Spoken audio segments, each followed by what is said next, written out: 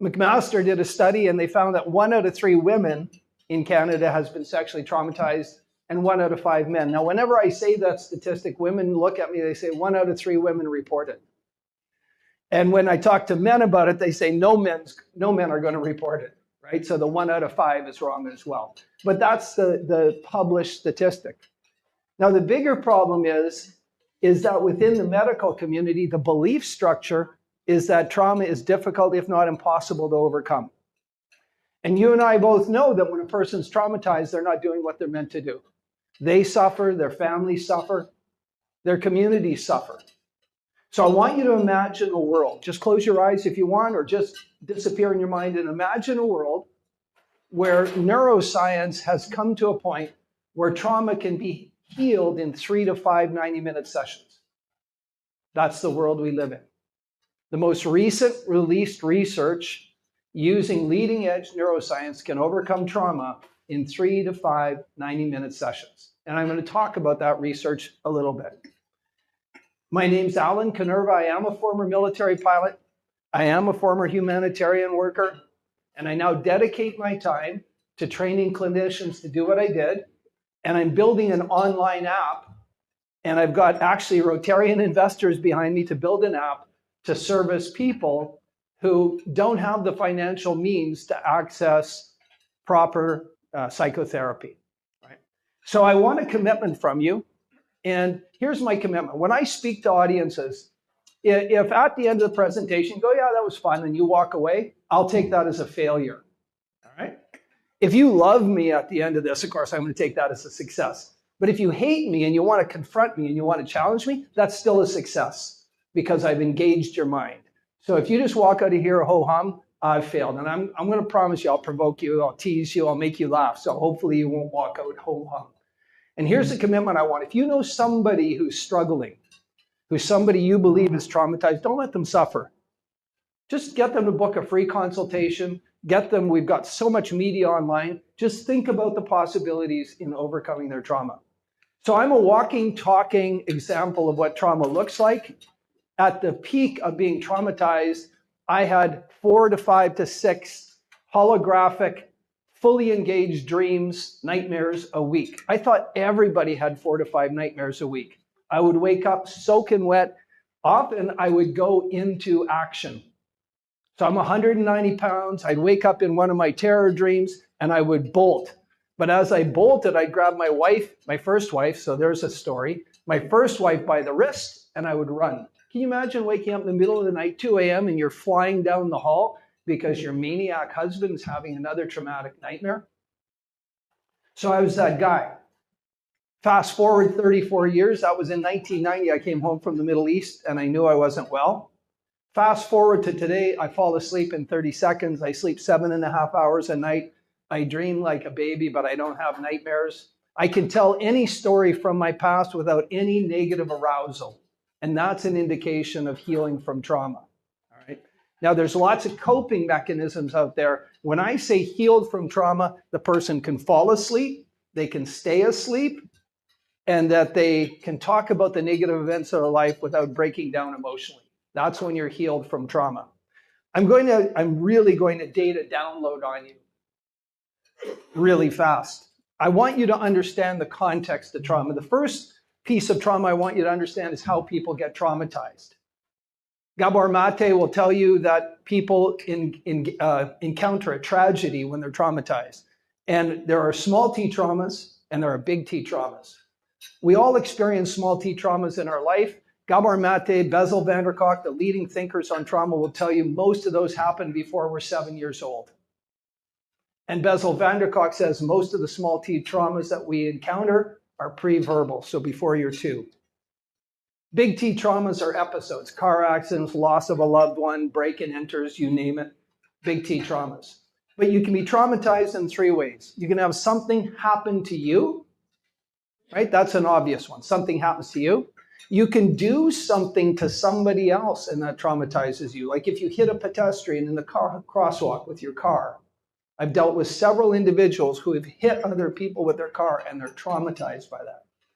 MIT did a study, and this is fascinating. The most traumatizing thing that can happen to you is you witness something happening to somebody else that you're unable or choose not to intervene on. And that's the most traumatizing. So imagine those last two, we send people into combat to do things to others, right? That's the moral injury. Or then they witness things happening to others and they're helpless to intervene. So those are the tragedies that can happen. Now, the biggest message I can convey is that trauma is a thief. It steals.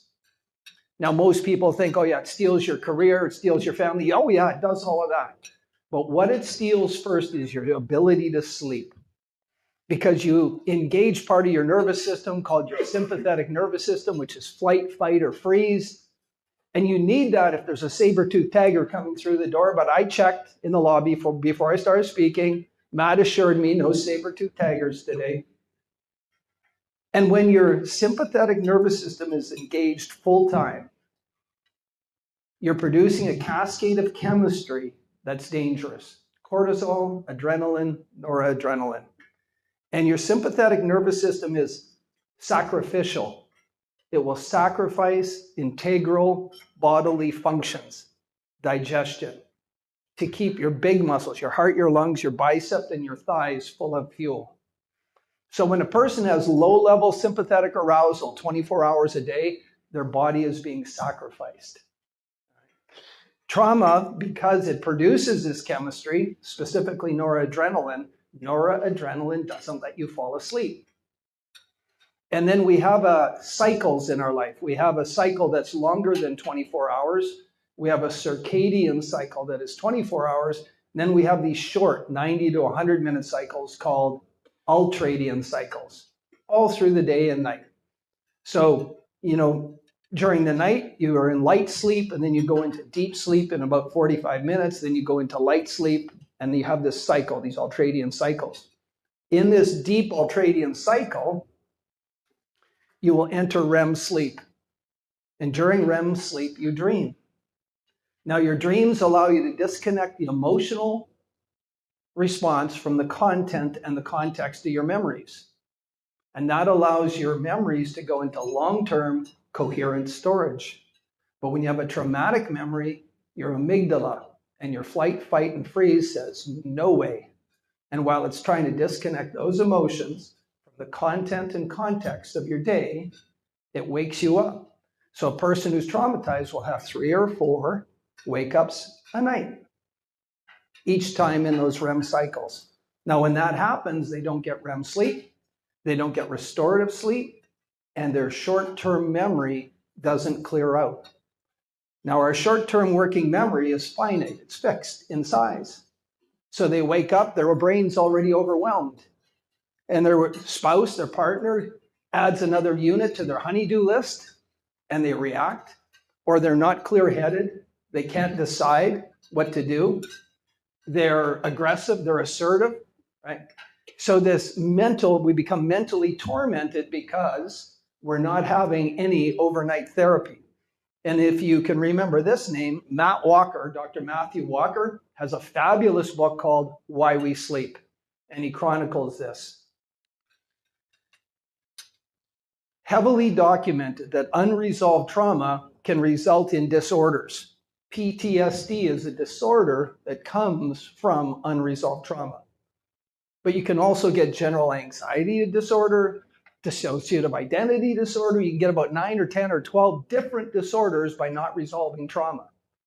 But you can also manifest physical symptoms. One of my favorite clients ever, a guy named Shane Dabrowski, friend of mine. He was a paramedic firefighter. I call him a superhero. He administered Arafat's Parkinson medicine in Jenin the last time Arafat went on TV. He was running the Palestinian Red Crescent when that was going on. Shane was the paramedic on the unit that I worked in Iraq in 2004. So I owed my health to Shane. If something bad happened, Shane would keep me alive. Shane had PTSD so bad that his physical torment manifests in chronic hives. And the hives were all over his body, but they were in his smooth muscle tissue. Shane's trauma response was so intense that he had to drink a bottle of Benadryl, 500 milligrams every day to breathe. All right. Gabor Mate, the famous doctor from Vancouver, will say that all physical and mental disease, dis-ease, is a result of unresolved trauma. He goes further to say all chronic pain, all chronic fatigue, IBS, fibromyalgia, unresolved trauma. So I'm working with Shane. He finally acquiesced to let me work with him. And we're clearing his trauma. And as I'm clearing his trauma, I'm watching the hives recede off his face and off his wrists. And I said, Shane, look at your arms. He looked at his arms, he opened his shirt, and then he looked at his watch. And I said, Shane, I get the arms. I think I understand the chest. Why'd you look at your watch? He said, I'm 2 hours past my meds. And the hives were disappearing. The physical manifestation was disappearing. I worked with another woman, 38 years old, that had chronic fibromyalgia. 3 weeks of the month she walked with a walker. Now, I can't put up a poster that says I heal fibromyalgia, but when we released her trauma, the fibromyalgia went away. She had other spine injury, scoliosis or something else, but she no longer had fibromyalgia. If you're going to overcome trauma, you must be tenacious. And I say this because the system is broken. In the next year, there will be enough research on the table that anybody doing traditional cognitive behavioral therapy will be doing the equivalent of telecommunications using a brick phone. Now, I'm looking around at all the white hair in here, so I know a lot of you guys had brick phones in the day, right? When they first came out. Would any of you use a brick phone today? They make calls. They still make calls, you guys, but you wouldn't use a brick phone, would you? Well, cognitive behavioral therapy, traditional talk therapy is in that same field. It isn't a smartphone. So you must be tenacious. And if you're an average citizen without some form of enhanced insurance, you don't have enough coverage to get proper psychotherapy. It's just not there. The money's not in the system. So if you've been traumatized, you have to be bloody tenacious to overcome it. And you're not responsible for what happened to you, but you are responsible for your healing. So I'm going to talk for a moment about treatment. What creates a gold standard? Right now, there are 2 gold standards depending on what organization you engage with. WSIB will tell you that cognitive behavioral therapy is one of the gold standards. Another one is EMDR. Cognitive behavioral therapy has less than a 45% success rate in research with up to 80% recurrence. That's like you go out to your car every morning, you turn it on, right? And 4 out of 10 times it starts. And 3 out of those 4 times it quits running. And I'm sorry if you own a Ford, but that's just the way it is. And you wouldn't drive it anymore. EMDR has about a 65% success rate with about a 60% recurrence. So maybe that's a Chevy, I don't know. The work we do in the leading neuroscience,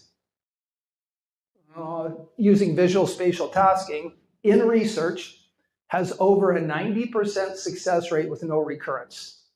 Now, anybody who's in the medical or statistical field knows the gap between 40% success, 80% recurrence, and 90+% success and no recurrence. That's not incremental change. That's exponential different, right? Now, so a gold treatment should be based on visual spatial tasking. It should be absolutely drug-free. I'm not picking on doctors, but when you go to a doctor to diagnose your trauma, they're going to diagnose your symptoms. What symptoms are you manifesting? Oh, I can't sleep. Here's a sleep med. Oh, I have chronic pain. Here's a chronic pain med. And as I'll challenge anybody, I've said this for 11 years now. If you can find a single piece of literature that says this drug heals trauma, I'll shut up. I've said it publicly for 11 years. I'm saying it today because it doesn't happen. There's no drug that heals trauma. Not MDMA, not mushrooms, not psychedelics, not ketamine, because when you're on those drugs, they still do psychotherapy. All right? Those 2 pieces go together. The intervention should be brief and non-re-traumatizing, and it should be evidence-proven. Now, if you and I go on Psychology Today, we'll see all these people saying they do evidence-based work. Cognitive behavioral therapy is evidence-based. And the evidence they present is it's 40% successful with 80% recurrence. That's the evidence they have. It should be evidence proven. Do they test you pre and post? And if you're going to see a therapist, ask them, what psychometric assessment are you going to do with me? Pre and post. Right? So when I say 92% success rate or 90% success rate, it's based on a neuroscientific psychometric assessment. So the person tests positive for PTSD, and then after we're done, they test below the diagnostic threshold. This isn't an improvement in symptoms, it's a healing. They're below the diagnostic. I'm going to show you the chart in a minute.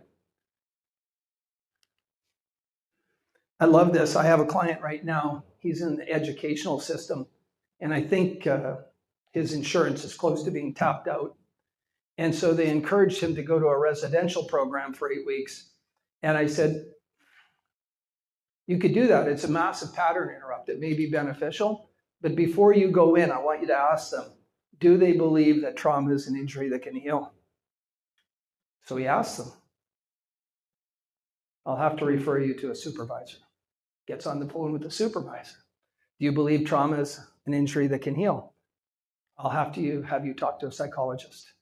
Nobody in the organization could answer that simple question. Do you believe trauma is an injury that can heal? And it's an 8-week, $40,000 program. All right?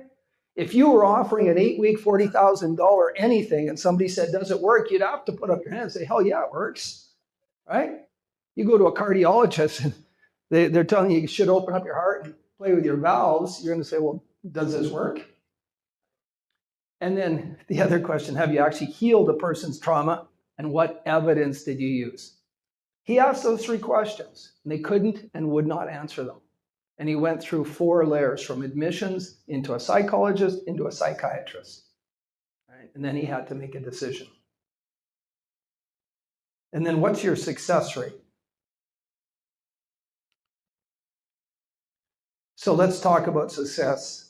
King's College in London is a leading medical research center, and they put out a study in 24 where they trained psychotherapists in a charity to work with military members who had been through numerous other modalities and were still testing positive for PTSD. They had a 92% efficacy with no recurrence, and in that study, they were 300% more effective than trauma-focused cognitive behavioral therapy in 1/6 of the time. All right, this is smartphones to brick phones. This isn't even close. This is, oh, we're 5% better. You might do this. No, this isn't.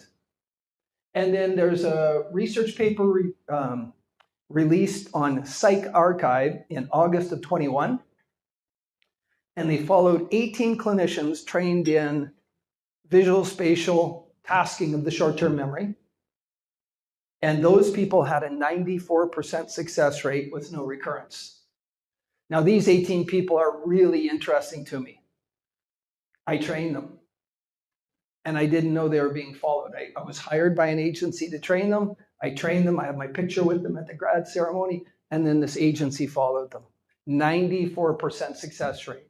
So the skills are transferable to others on how to do this. There's another study coming out of Walter Reed Hospital comparing visual spatial tasking modalities with prolonged exposure. Prolonged exposure is the go-to gold seal of the US military. So I was fortunate enough to do a pilot study with an organization called Rising Angels. Now, Rising Angels was created by Katarina McLeod. I'm going to be gentle with the stories I tell. Most of the stories of these women are not for public consumption. They'll tell them all. But boy, you better have your Teflon on. You better have your Iron Man suit on when they tell them. All right? Because some of the stuff that goes on is just disbelievable. And I've got another happy buck on the counter here because of Rotary's initiative into ending human trafficking. These women were unfortunately a Rotarian didn't get them before they were trafficked. So these are survivors of trafficking. Right? I also have another happy buck up there for Rotary's action against slavery. So Katerina, her story's horrific, but it's all over the internet. So anything I do say, it's not like I'm divulging a client information. She's told this story publicly on CBC, CTV, and a million other places. So I worked with 14 women from her organization. Their age range 23 to 52, their mean age 39.2. 4 were unemployed on social assistance and had been for a long period of time. This is interesting if you're a sociologist, because it'll become interesting in a minute. 10 were employed or students. All had experienced multiple therapies without success, and their initial assessment range was between 14.2 to 75 out of possible 80. Now, the psychometric assessments were done by an independent third-party assessor in Atlanta, Georgia, using an internationally recognized psychometric assessment for trauma created by the Grand Dame of Trauma, Edna Foa. So it's the best study you can use. Their mean score was 45.9 out of 80. Anything over 23 is PTSD. Think about the woman who scored 75 out of 80. That happened to be Katerina. Now, the 14.2 out of 80, you'd say, well, that's below 23. She doesn't have PTSD. She had the most amazing coping skills of any human being I've ever met. She lives on a 100-acre farm up by Meaford. Her driveway's 150 meters long. She's got 3 dogs called Canine Corsos that are fully trained. She has gun stashes on her property. Yeah, she's a 14.2, but she's sprung loaded to go to battle. You don't go on that property unarmed and unprepared. Yeah, so she's 14.2. She's a cool cucumber, but boy, her defense mechanisms are off this. As an ex-military guy in Iraq, her scale's off the scale. All right, so we used the independent third party. I did 5 2-hour sessions with each woman in a very strict methodology. I didn't do 6 hours with any woman. I didn't do 4 hours. I did 5 2-hour sessions. The mean time I spent with them, including a minimum 2-week break, was 34 days. So from beginning, 5 2-hour sessions plus a 2-week break, my average time with them was 34 days. 3 women withdrew. And here we get to the interesting stat. Those 3 women were part of the 4 that were unemployed on social assistance a long time. They withdrew. And it's not like they withdrew just before we dealt with the trauma. Now, this isn't my field of expertise. But from a socioeconomic perspective, this is really interesting information. This is some information that somebody should grab and look at. 11 completed the program. We had a 91% success rate. 10 out of the 11 scored below the threshold for trauma, which is 10 in 34 days. The mean of the 11 women, so 1 was unsuccessful, 10 were successful, but the mean of all their scores was still 6.1, below the diagnostic threshold. And of the 10 women who were successful, their mean score was 2.1 out of 80. Right? So we still hit the 91% success rate, all below the diagnostic criteria. And there's their individual scores. So the 3 withdrawals at the top, and then the 11. And the 1 woman who only had moderate success, she was the 4th person who was on social assistance. It's interesting to me. I'm, again, way out of my field, but it's interesting. So what can we do with this information? As an international agency, you're helping ending trafficking. And I've been pretty deep into the human trafficking world. I'm in contact with an organization outside of Kansas City that's funded by a Christian baseball player of all things, Adam LaRoche. And I know him because my friends from the military who do secret squirrel stuff work for him to find people. And the depth of human trafficking is mind-numbing. You know, Women in Crisis Center is very close here, right? It's a couple blocks away. If you go there and talk to them, they'll tell you 10 to 15 women a week are being trafficked in Guelph. Let that resonate just for a moment. In sleepy little Guelph. All right? Cool. So what do we need to do? Most agencies are really good at phase one. So Rising Angels was brilliant at phase one. Educating, identifying women in crisis, getting them disengaged and enrolled in their program. They do this exceptionally. And we have a Laura House, we have Seeds, we have a number of agencies that do this extraordinarily well, women in crisis. A lot of them do phase three really well. They start coaching them, but when a person's traumatized, they just need to be re-triggered, they come out of the coaching program. They're not successful. And then most of them do not do phase four very well. What none of them do is phase two. So I think as Rotarians, if you have the capacity to help organizations, I would encourage you to help them do a four-phase approach where at the second level, they do high efficacy psychotherapy or coaching. Find an agency that can do the 90% success rate. So then in phase three, the life coaching is very successful. And then support groups, phase four, should be positive community engagement groups. Positive community engagement groups. One of the traumas I experienced was the loss of my first son shortly after birth. And because I know what I know, my first wife and I decided to give his life meaning. And that allowed me to survive. That allows me to stand here and tell you this story without any negative emotional arousal. Now, do I wish I had a 34-year-old son? 100%. Every April on his birthday, do I get sad? Yeah.